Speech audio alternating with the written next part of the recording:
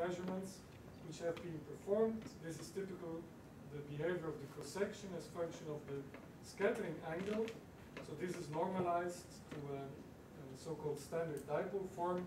The detail here is not of relevance now. I just want to show you the kind of precision which one achieves in this cross-section.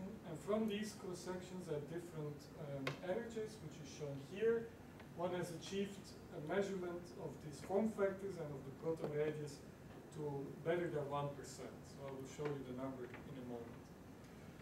Now there is a second way which emerged about 2010, so about 5 years ago now, which is to access this proton radius from hydrogen spectroscopy. And of course, hydrogen spectroscopy is an old subject. So basically, the electron is making its orbits around the proton, and we know that if we have S-wave electrons, they have a finite probability to be found at the origin of this system. And because this system has a finite distribution, so this S-wave electron will be sensitive to the charge distribution in the proton. Now this is, of course, the electron is typical, the Bohr radius here is very large compared to the size of the system, which is typically 1 Fermi. So we know, so this radius is something like 10 to the minus 10, and this is 10 to the minus 15. So it's a very small effect.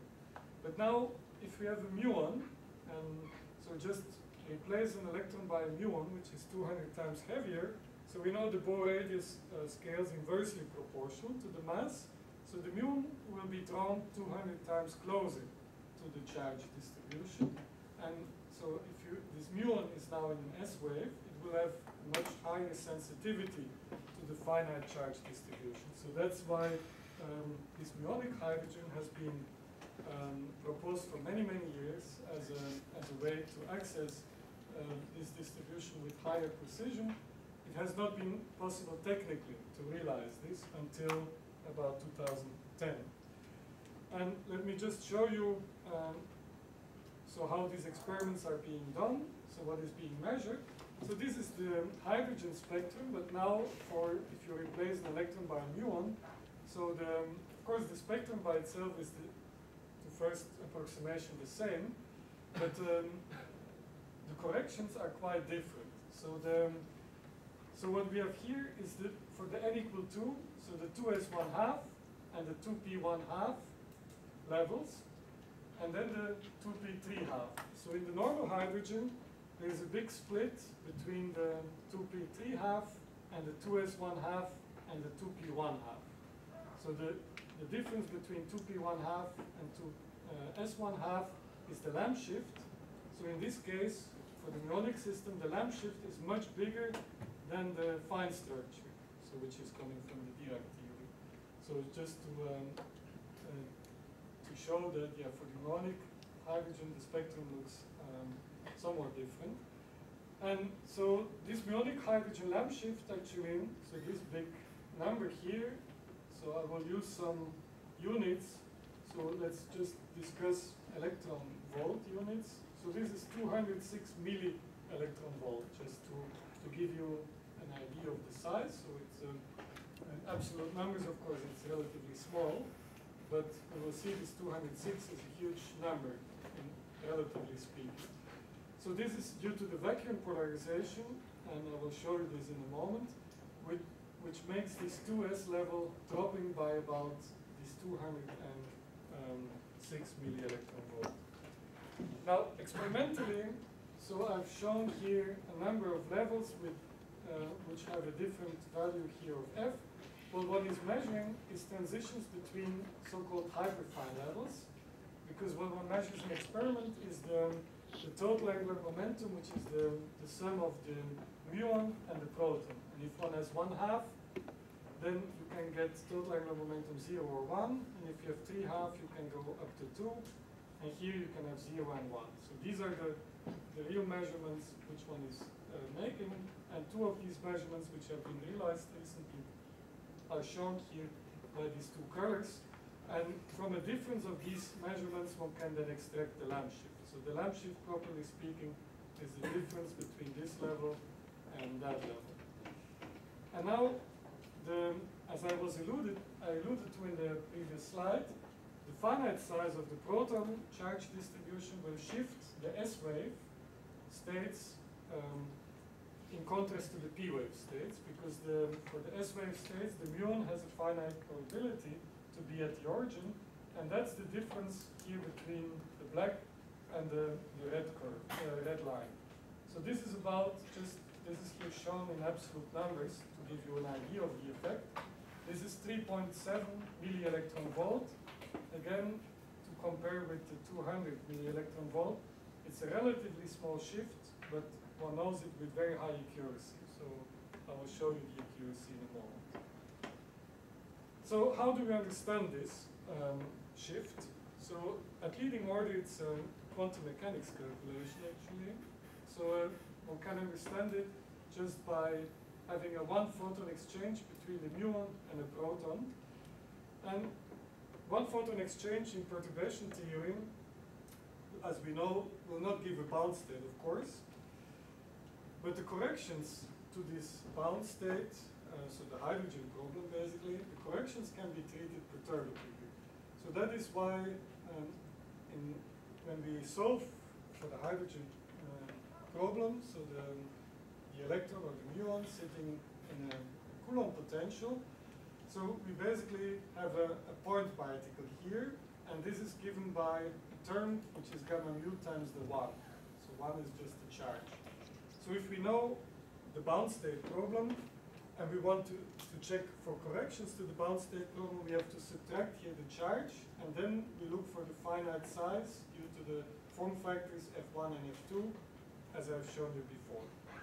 So this gives us the matrix element when we look at just the Feynman rule for this diagram. And so then we can do the leading order finite size correction to the lamp shift. So the energy shift is basically the wave function squared. So on the left and the right, you will put in the wave function. You normalize the state according to how you calculate your matrix element, and you multiply it with this matrix element. And so the wave function squared, just recall from quantum mechanics, is the reduced mass. So the mass, basically the mass of the lepton, but for the muon there's a slight correction, to the third power times alpha, the fine structure constant, to the third power divided by pi times the n being the principal quantum number to the third power. So, and this is coming in alpha to the third, and then we have a correction because here there's another factor e squared. So this is an order alpha to the fourth correction, which is the leading finite size correction to this lamp shift. And if we do the calculation, I mean, you will see you are basically just proportional here to the electrical form factor, the derivative of electrical form factor at the origin.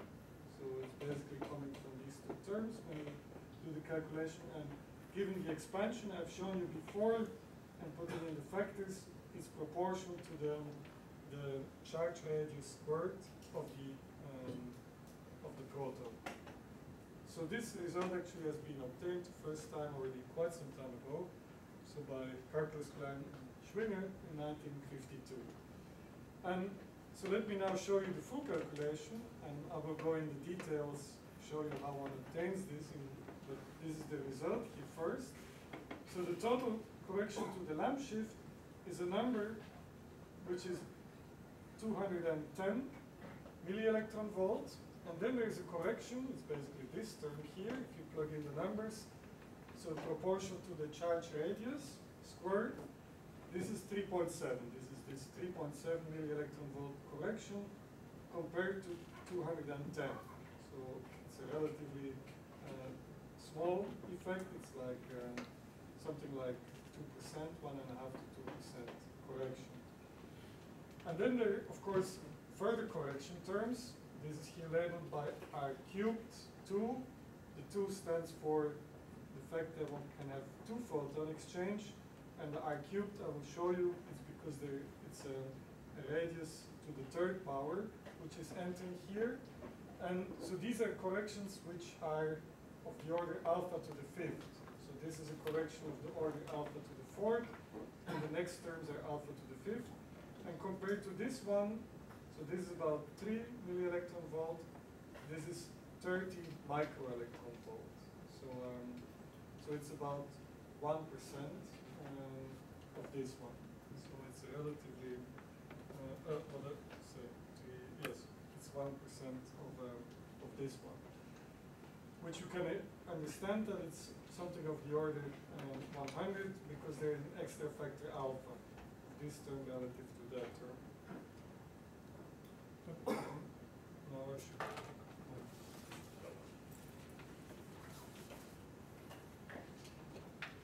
Oh, sorry.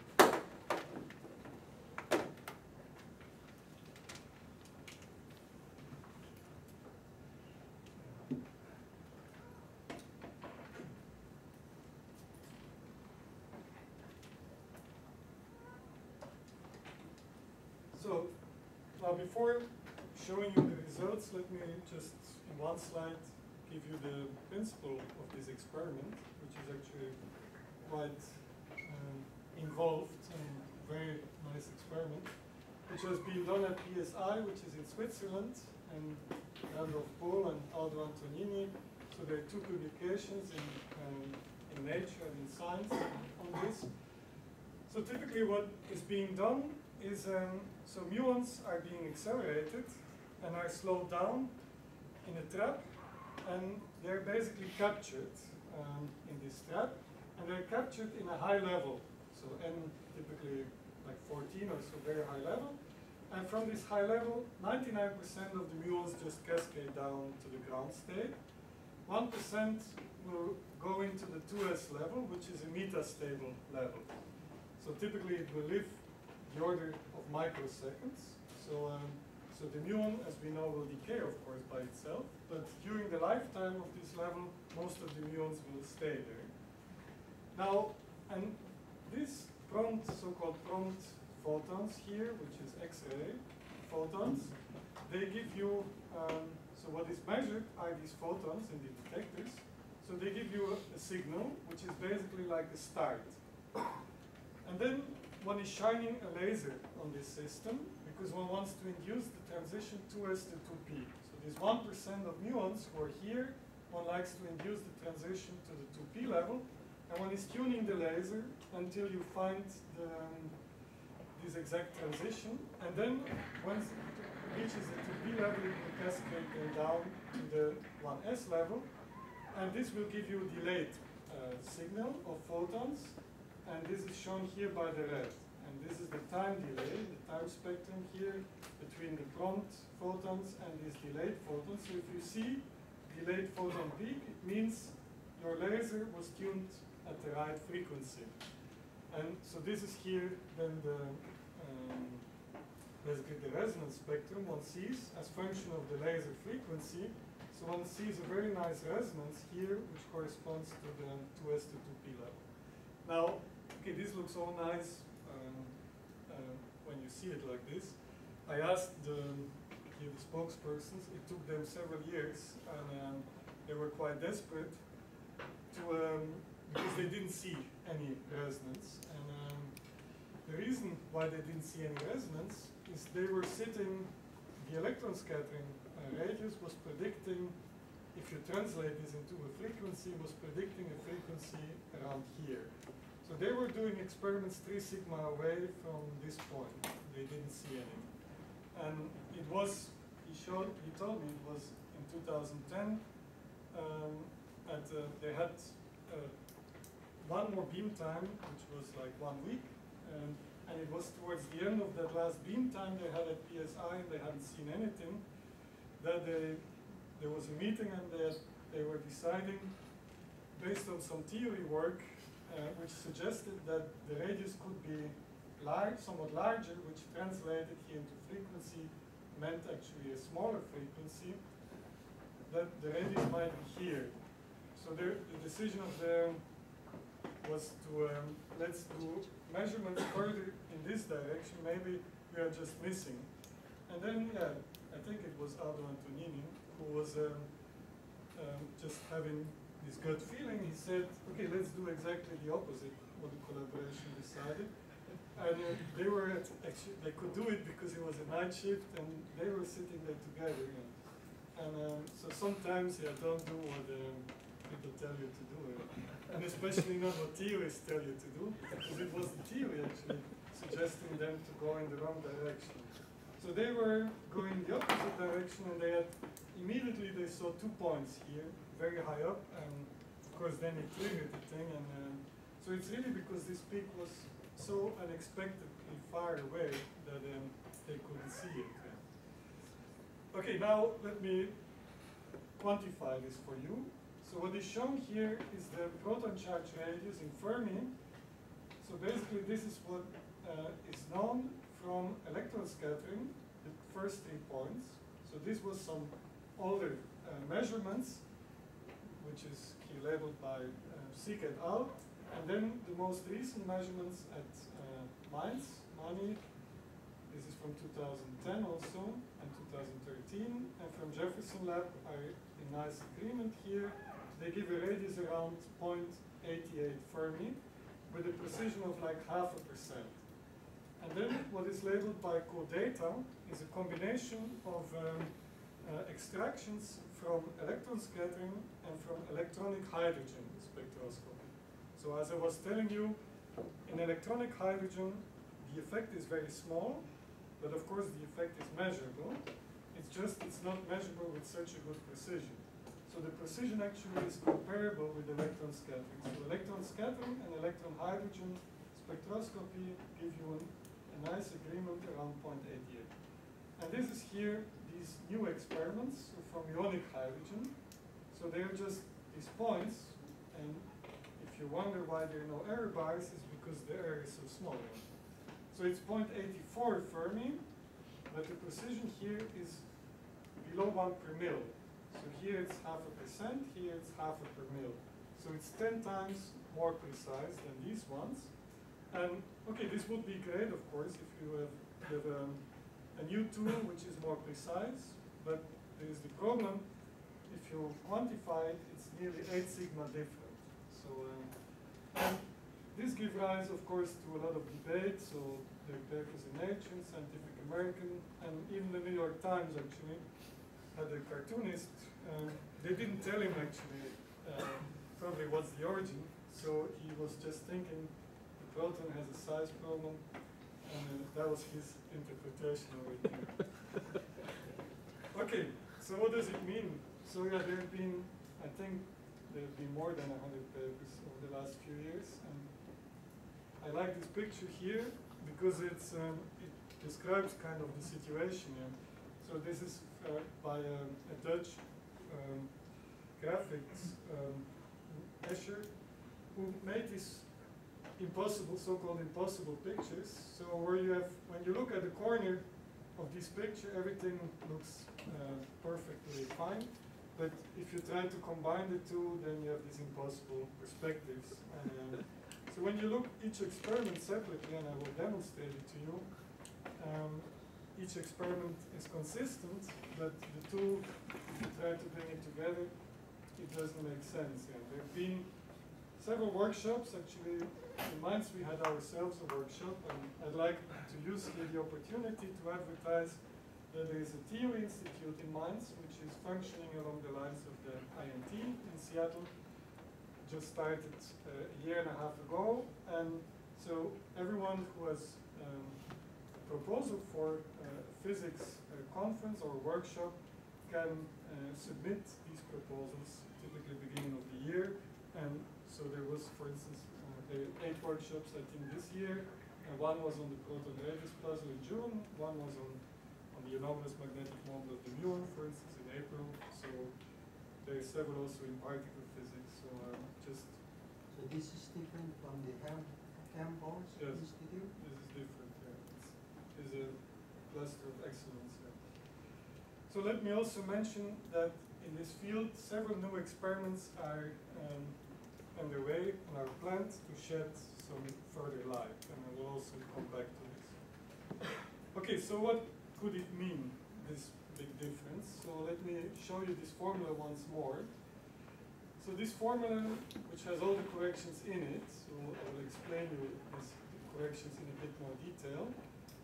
When you plug in the radius extracted from the lamp shift, is 0.84, or if you plug in the radius which you extract from the electron scattering experiments and the electronic hydrogen measurements, 0.88, and you translate this into energy, this will give a difference in the lamp shift of 310 microelectron volt.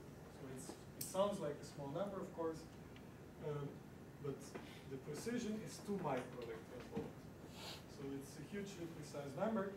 And this 310, I would like for this lecture just that you memorize this number, as when I will calculate you some corrections or show you the calculations of some corrections, we have to compare it with this number. So do we understand, can we get close or not to 310 microelectron volt? So what could it mean? So one, of course, thing which one can always ask is maybe the ionic hydrogen experiments are wrong. These people have done the experiment 2 times, and they have done experiments not only on hydrogen, but I will show you also on deuterium and helium 3 and 4. So it's very unlikely that this is wrong. For another reason is that they calibrated the experiment, and many of the known lines come out as they should come out. For instance, I didn't tell that to you, but one of the calibration lines here is shown here by this water line, and they have done several of these checks, and all these checks are positive. So that's why that's very unlikely. The other thing is the theory for the electronic hydrogen might be wrong. That's also very unlikely, because this would call into question a whole bunch of spectroscopy data which we know. Now, 2 things which are worth to discuss a bit more is maybe the theory for ionic hydrogen is wrong.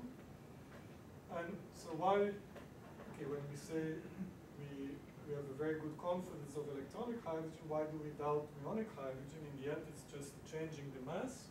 It's a little bit more involved because QED bond state corrections, so typically the expansion parameter in this is the reduced mass times alpha. And the reduced mass times alpha, in case of electron, it's a very small expansion parameter. In the case of the muon, because it's heavier, the expansion parameter is not so small. So that's why people have some doubts that there might be QED bond state corrections beyond the ones which are usually included. Now, the biggest doubt here, and that's what I will discuss this lecture, are so-called hadronic corrections, just because of the fact, as I was telling you, that the muon is much closer to the proton, so you will feel not only the charge distribution, but you can also feel like exchanges of 2 photons between this muon and the proton. So, and the question is, how well do we understand these corrections? And then also, one can here make, of course, a check. We should understand it with different targets, replacing the proton by a deuteron, and so on. Now, we can also ask the question here as another option. Maybe the electronic hydrogen experiments are wrong. Okay, this option is, if that would be the case, it would mean that the Rydberg constant would be wrong, basically 5 sigma, which would also have implications, but people don't exclude that option, and there are experiments going on right now to test this.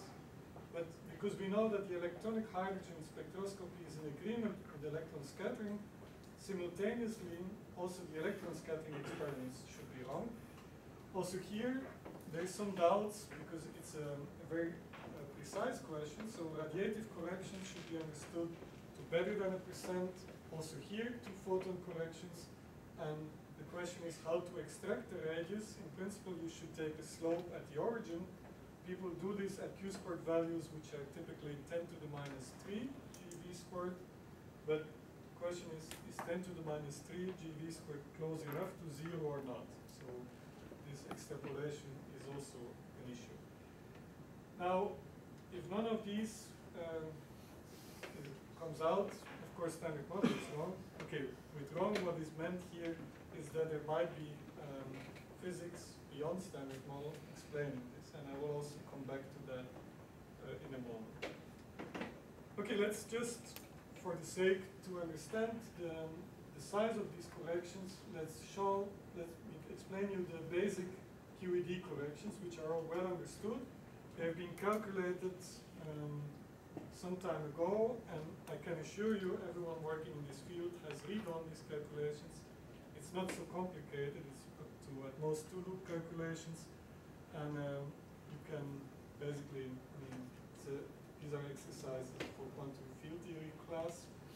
So the dominant is just a vacuum polarization. It's a 1 loop, so the muon is interacting here with an electron loop, and this is basically giving the bulk of the effect. So the 200, remember the 209 millielectron volt here, 205 is coming from this vacuum polarization. So by far the largest number.